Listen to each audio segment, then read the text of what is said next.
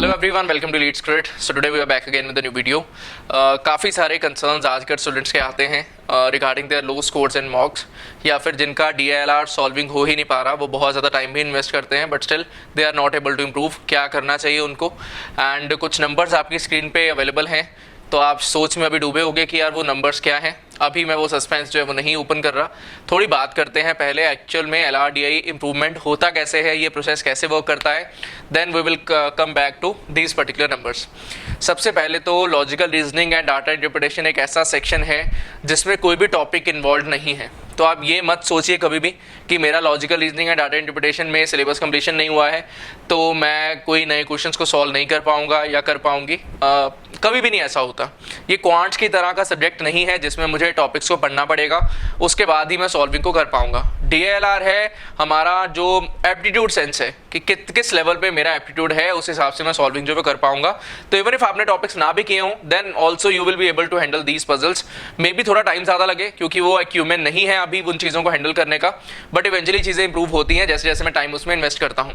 But time invest करना mandatory है। अगर आप ये सोचो कि यार मैं टाइम इन्वेस्ट भी नहीं कर पा रहा और मेरा इंप्रूवमेंट हो जाएगा, यस होता है इंप्रूवमेंट, बट उन्हीं स्टूडेंट्स का हो पाएगा जिनका ऑलरेडी एप्टीट्यूड एक लेवल पे अच्छा है। हर एक का अच्छा नहीं होता, सबका एप्टीट्यूड पहले से अच्छा नहीं होता। मेरा नहीं था, मुझे वर्क करना पड़ा अपनी चीज़ों को बेटर करने के लिए। बहुत सारे स्टूडेंट्स का पहले से अच्छा होता है बट काफ़ी स्टूडेंट्स का पहले से अच्छा नहीं भी होता। तो एक प्रोसेस को फॉलो करके ही चीज़ें बेटर होती हैं। आप ये सोचो यार मैं फर्स्ट डे आया हूँ और मैं पहले दिन ही मेरे DILR बहुत अच्छे से होने लगे, बहुत कम चांसेस है कि ऐसा हो पाए। तो जो दो चीज़ें हैं जिनके ऊपर आपको फोकस करना पड़ता है DILR में स्कोर लाने के लिए। पहला है आपका कि आपके पास नॉलेज रहना चाहिए, अच्छा खासा नॉलेज रहेगा। नॉलेज एज इन आपने अच्छे खासे नंबर ऑफ पजल्स सॉल्व किए हों, अच्छे खासे एज इन कम से कम 200-300 पजल आपने सॉल्व किया हो।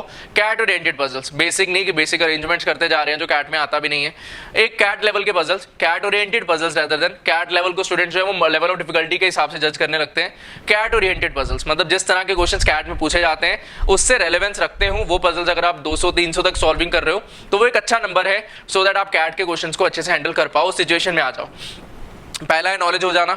दूसरा है आपके पास स्ट्रेटजी अच्छे से होना, पेपर में कामली पेपर को अटेम्प्ट करने का आपके पास में उतना एक्सपीरियंस होना चाहिए, उतने मॉक्स आपने दिए होने चाहिए कि आपके पास वो कामनेस आ जाए उस पेपर को अटेम्प्ट करने के लिए। अगर आप ये दोनों चीज़ें संभाल पा रहे हो तो ऑटोमेटिकली आप स्कोर जो है वो LRDA सेक्शन में लेकर आ पाओगे। अब जो मेजर कंसर्न है कि यार मैं DILR में जब मेरा पेपर चल रहा होता है मुझसे सॉल्विंग नहीं होता, पेपर के बाद में जब मैं सॉल्विंग करने बैठता हूँ तो इजीली सॉल्व हो जाता है। बट इजीली सॉल्विंग में भी एक गड़बड़ है स्टूडेंट की। वो क्या करते हैं, मान लो 4 में से 2 हो गए, बाकी के 2 जो पजल्स बचे हैं वो क्या करते हैं, सोल्यूशन से थोड़ा हिंट ले लिया, फिर खुद से सॉल्विंग नहीं किया, सोचा यार ये तो हो ही जाता। ऐसे इंप्रूवमेंट नहीं होता। 4 में से 2 तो भाई इजी है, मॉडरेट है ना, वो तो आप कर ही लोगे, वो तो इवन एग्जाम में भी आप आने वाले दिनों में कर लोगे। बट अगर आप मॉडरेट और डिफिकल्ट पजल्स को पिक करना चाहते हो एग्जाम सिनेरियो में कि यार ये मुझे नहीं करने हैं अटेम्प्ट क्योंकि मेरे पास इजी और मॉडरेट है जो मैं अटेम्प्ट करके स्कोर बढ़ा सकता हूँ, तो उसके लिए स्ट्रेटजी सिंपल है कि जो भी क्वेश्चन आ रहे हैं मॉक्स में, मैं जो मॉक्स में नहीं बना पाया, मॉक्स के बाद मुझे बनाने हैं, मे बी वो 2 आवर लेकर जाए, मे बी 3 आवर लेकर जाए। अगर मैं उतना टाइम इन्वेस्ट करने के लिए रेडी नहीं हूँ तो ऑटोमेटिकली मैं इंप्रूवमेंट भी एक्सपेक्ट नहीं कर सकता। वो टाइम लगेगा, उसके लिए कोई शॉर्टकट नहीं है। मैं आपको ये नहीं बोलने वाला यहाँ पर आकर कि यार मेरे पास में कुछ ऐसा मंत्र है मैं आपको बताऊं और एकदम से आपका स्कोर जो वो इंप्रूव हो जाए। हमने मिशन IIM कोर्स भी लॉन्च किया। उस लॉन्च का ये मतलब नहीं है कि अगर आप उस कोर्स का पार्ट बन रहे हो, आप प्रिपरेशन नहीं करो और फिर भी आपका जो वो इंप्रूवमेंट हो जाए। भाई उसमें भी आपको प्रिपरेशन करना पड़ेगा। हम गाइड करेंगे इस तरीके से कि आप कम टाइम को बेस्ट पॉसिबल वे में यूटिलाइज कर पाओ, बट अल्टीमेटली भाई एफर्ट तो आपको लगाना है ना, वो लगाना ही पड़ेगा। किसी को भी अगर इंप्रूवमेंट लाना है अपनी चीज़ों में, उसको एफर्ट जो वो लगाने पड़ेंगे, उसके बिना कोई और वे आउट नहीं है। ठीक है, देन अपने पास में ये सामने कुछ नंबर्स लिखे गए हैं। ये नंबर्स बिलोंग करते हैं logical reasoning and data interpretation के पजल्स जो 2017 में आए। 2 स्लॉट्स का पेपर था, 8-8 क्वेश्चन थे दोनों में, तो 16 पजल्स है अपने पास। 18 में 16, 19 में 16, 20 में कोविड आ गया, पेपर चेंज हो गया। पेपर में 5 पजल्स थे जिसमें 4-4 वाले 3 थे, 6-6 वाले 2 थे, तो 5-5-5 3 स्लॉट्स में पेपर हुआ। 15 पजल्स यहाँ पर हैं, यहाँ पर 3 स्लॉट्स में पेपर हुआ, 4-4 पजल्स आए, तो अपने पास में 12 पजल्स हैं, यहाँ पर 12 पजल्स हैं। तो टोटल मिलाकर इन सबको बनता है जी 87 पजल्स। अब आज ये वीडियो बनाने का मेन मोटिव क्या था, आजकल वो चल रहा है ना 75 हार्ड डे चैलेंज, तो आज से लेकर कैट तक 75 डेज ही बचे हैं। तो अगर मैं आज से प्लान कर लेता हूं कि भाई मैं अपने लिए बहुत अच्छे से एफर्ट्स लगाने वाला हूं, मैं लाइटली नहीं लूंगा एक भी दिन को, इवन इफ मेरा प्रिपरेशन बीच में गड़बड़ हो गया किसी भी रीज़न की वजह से, कुछ के लिए वो हेल्थ इशू रहा है, कुछ के लिए जॉब प्रेशर वो इशू रहा है, कुछ ऐसा सिनेरियो फैमिली में बन गया कि यार वो प्रिपरेशन हो ही नहीं पाया, वो रेगुलरिटी मेंटेन हो ही नहीं पाया, तो अब से लेकर मैं कैट तक क्या वो बेस्ट पॉसिबल एफर्ट्स जो है वो लगाने को रेडी हूँ। अगर वो रेडी हूँ तो आ जाओ, ये प्रिपरेशन जर्नी को स्टार्ट करते हैं, इनफैक्ट रीस्टार्ट करते हैं और पूरा अपने एंड से बेस्ट देने का ट्राई करते हैं।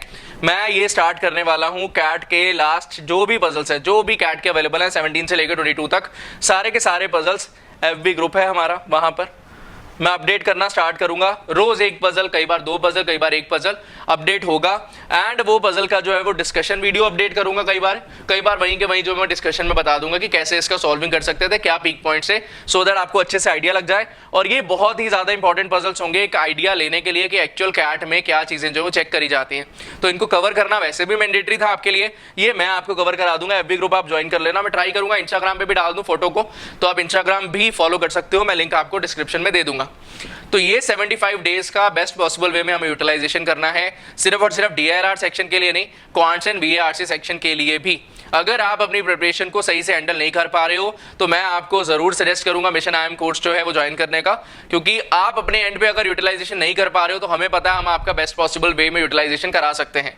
जरूर आपका पैसा जरूर इन्वेस्ट होगा, बट ये अमाउंट जो आप इन्वेस्ट कर रहे हो ये वर्दी रहेगा।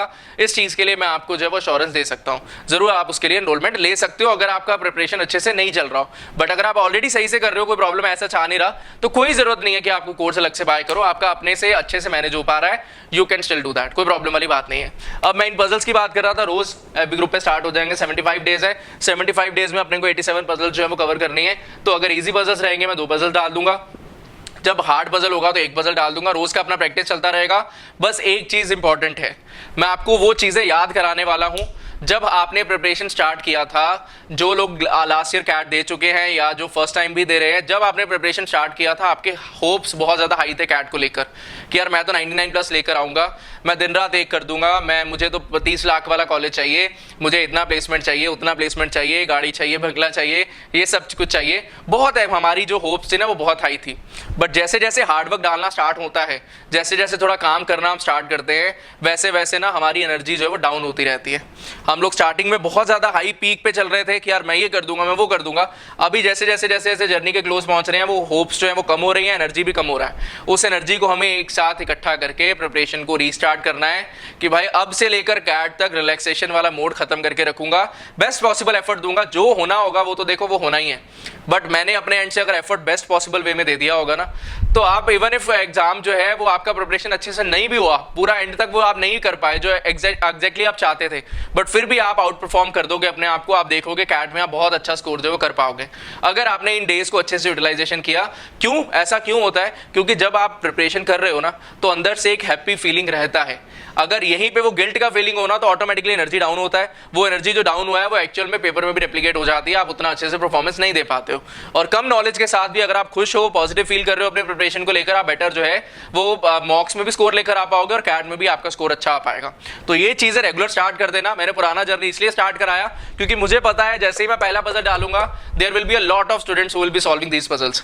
जैसे सेकंड डालूंगा number of students will decrease, third डालूंगा थोड़े और कम, फोर्थ डालूंगा गायब होना स्टार्ट, फिफ्थ डालूंगा ये मुझे इनिशिएटिव लगेगा कि भाई क्यों स्टार्ट किया मैंने, मैं नहीं चाहता। मुझे एक आर्मी ऐसी चाहिए जो कहे यार मैं तो करूंगा ही करूंगा, कुछ भी हो जाए, कोई बर्डन रहेगा, कुछ हो जाए, मैं वो पजल सॉल्व करूंगा और कमेंट सेक्शन में मैं आंसर करूंगा। वो इंपॉर्टेंट है।